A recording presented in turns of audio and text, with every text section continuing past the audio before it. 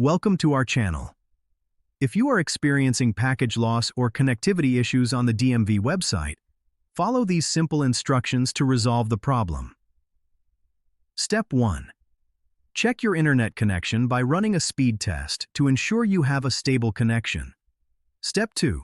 Open your web browser and clear the cache and cookies by going to Settings, then Privacy and Security, and selecting Clear Browsing Data.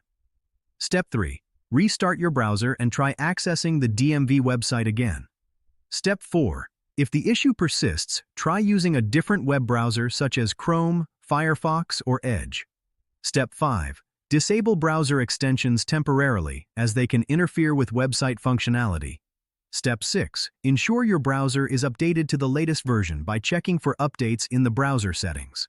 Step 7. Restart your router or modem to refresh your internet connection. Step 8. If you are using Wi-Fi, try switching to a wired Ethernet connection for more stability. Step 9. Contact your internet service provider if packet loss continues, as the issue may be with your network. Step 10. Visit the DMV website during off-peak hours to avoid server congestion. Don't forget to like this video and subscribe to our channel.